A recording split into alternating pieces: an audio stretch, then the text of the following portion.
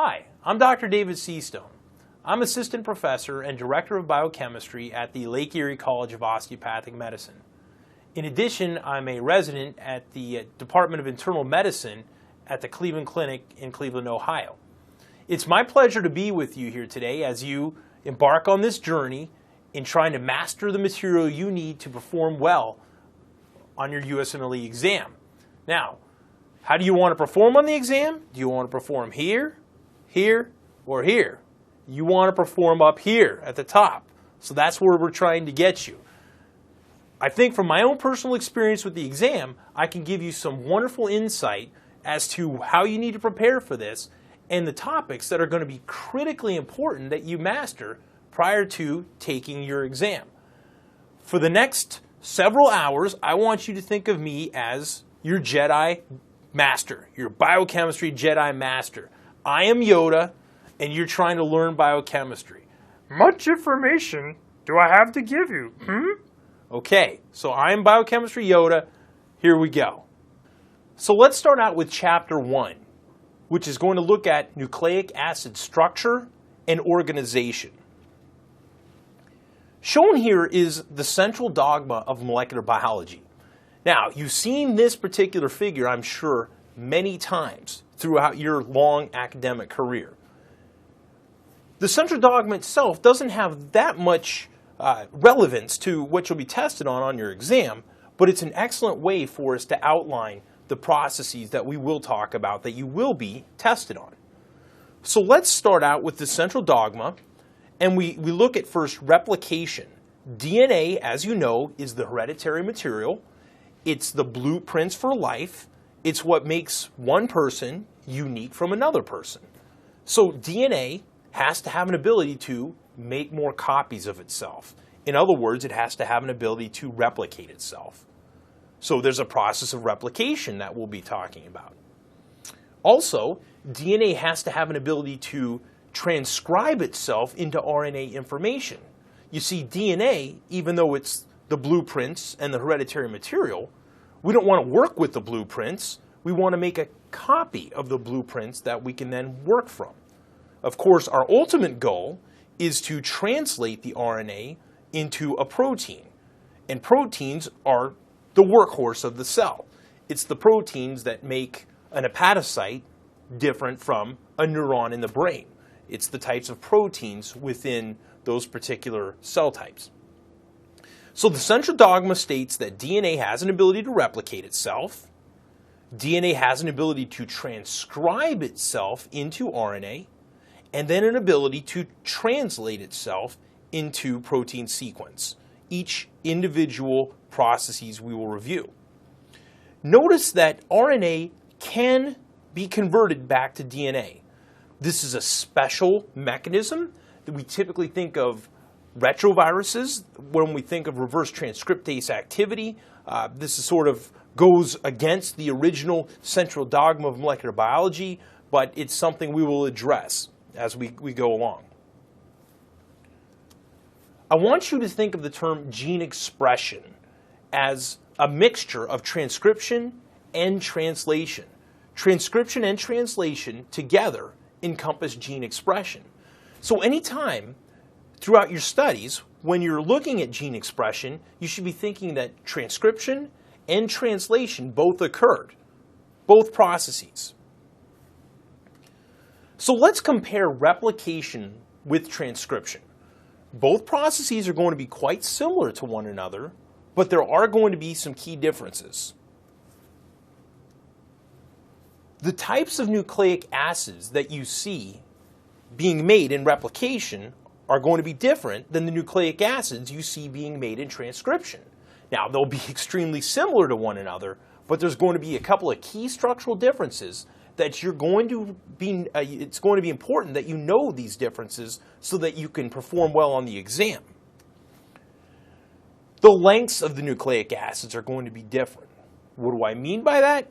Well, if we place one of your chromosomes end to end on this slide, and we see that it has a certain length associated with it, and we say that that's a DNA. Okay, that's what your chromosomes are. They're made of DNA. Now, if we want to compare the length of RNA to this DNA, is it going to be bigger? Is it going to be the same size? Or is it going to be smaller? How big would that RNA be? It would actually be like a little dot, like a little pixel, compared to the large strand of DNA. So the point being, RNA is much smaller than DNA is. And actually that has some utility for your studies, because when DNA is analyzed in the laboratory, whether it's the clinical laboratory, whether it's the research laboratory, whenever DNA is being analyzed, it has to be cut into smaller pieces to be examined. Can you remember the name of the enzymes that do that cutting mechanism? They're called restriction endonucleases, and they will be reviewed later. Now, the RNA is very small, so anytime you're analyzing RNA, it can be analyzed directly without cutting it into smaller pieces. The enzymes involved between these two processes are going to be different. It's very similar, but also different at the same time.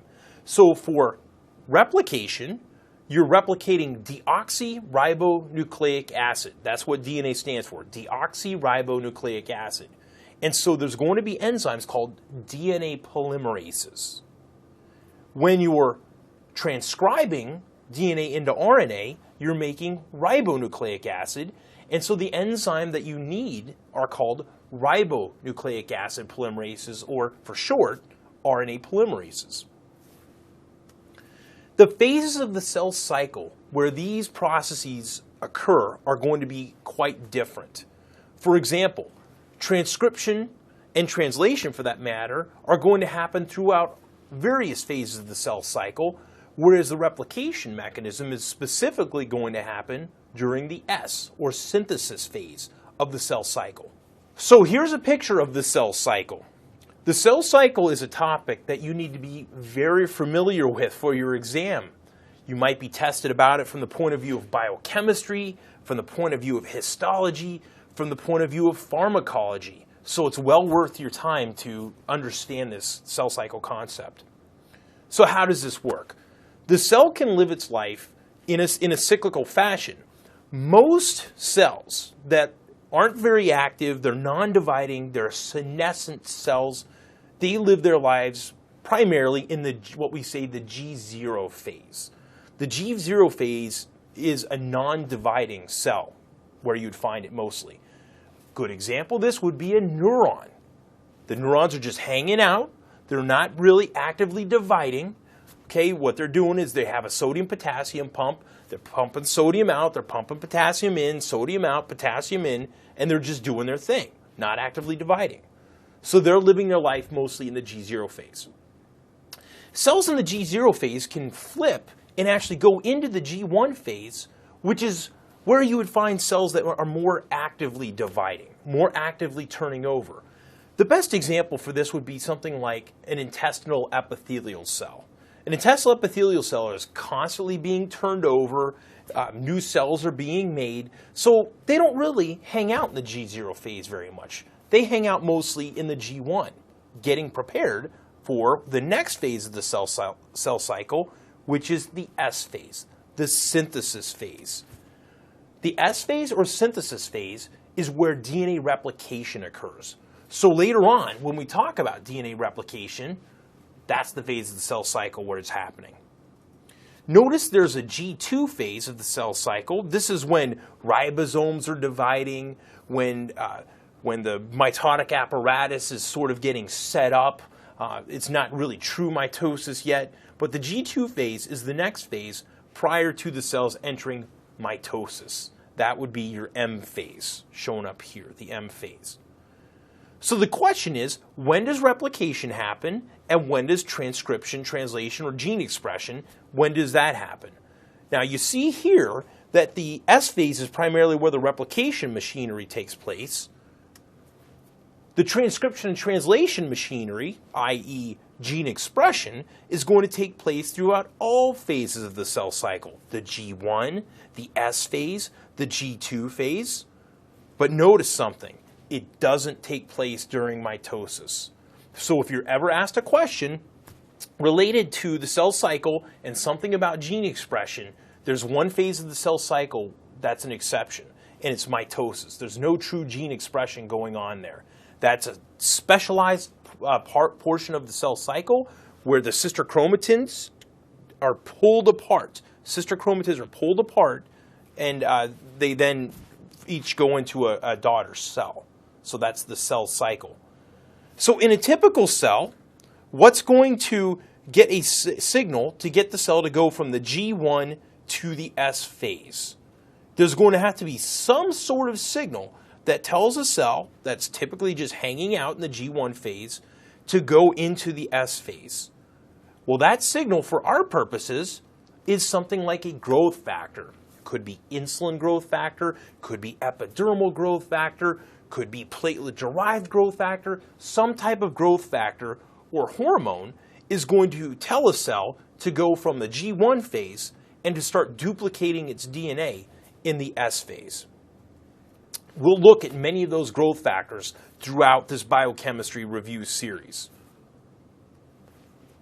A very high-yield topic that you're going to be expected to know and answer questions about is drugs that target specific areas of the cell cycle. In particular, these are the chemotherapeutic drugs. There's drugs that target the S phase specifically, drugs that target the G2 phase, the G1 phase. There's non-cell cycle specific drugs. There's drugs that target the mitotic phase.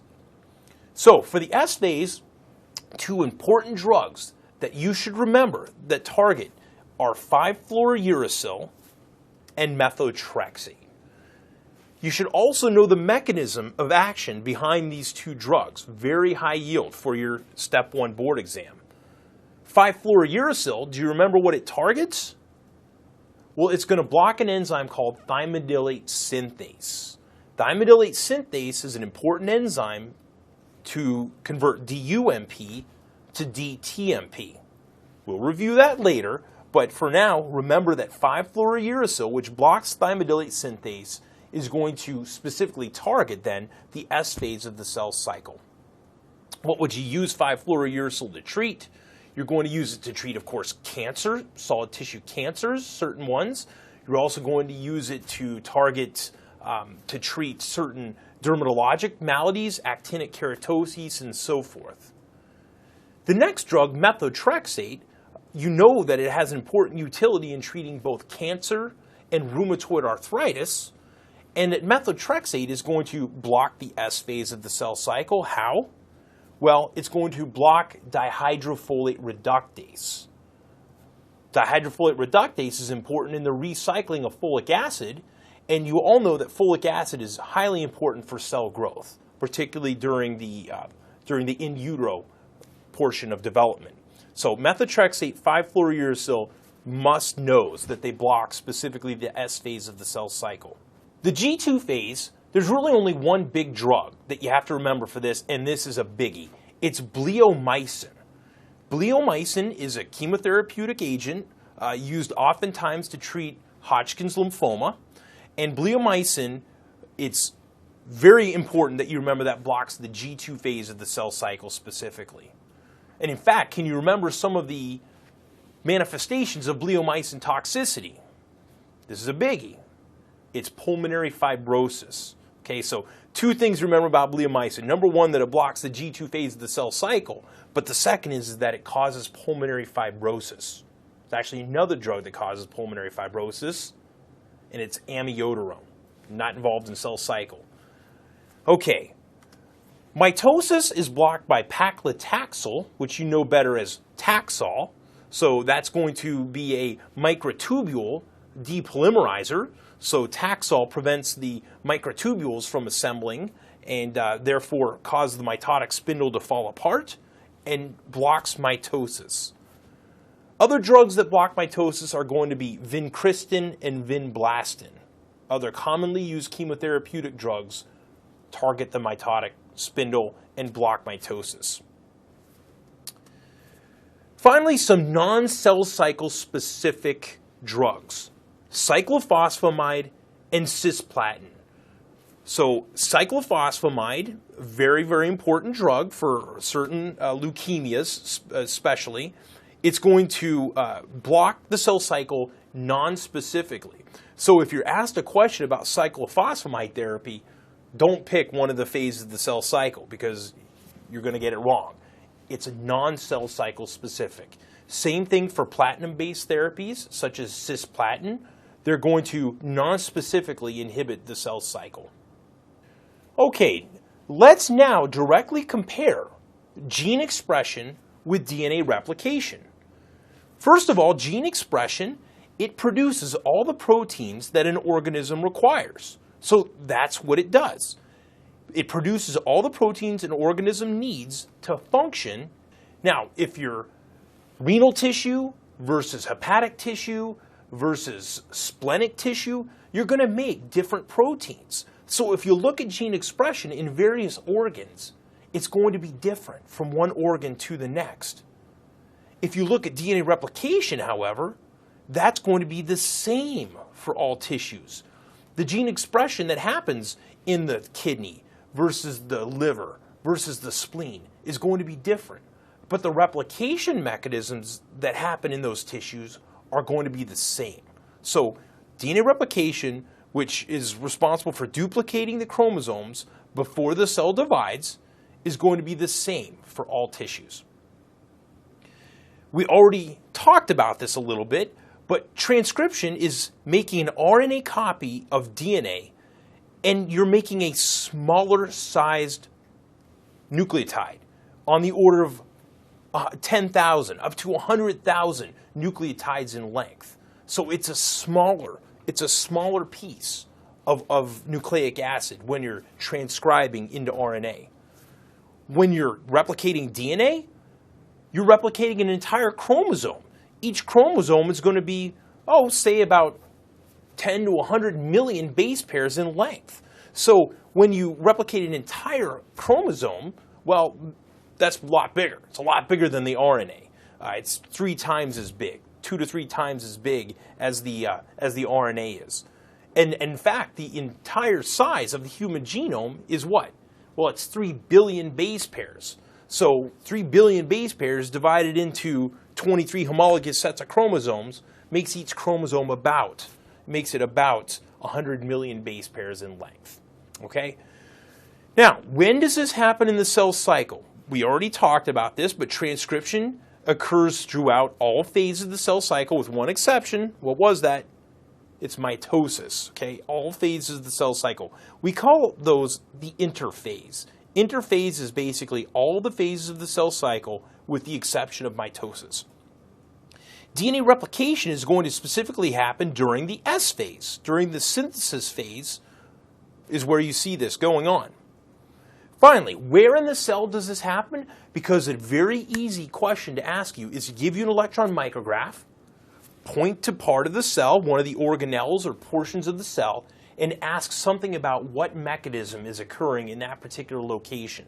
Well, for translation, if you're talking about a eukaryotic cell, it's going to happen out in the cytoplasm with the ribosomes. Whereas for a prokaryotic cell, it's also going to happen out in cytoplasm. Now, if you're looking at a eukaryotic cell for replication, the replication is going to happen within that membrane-defined nucleus.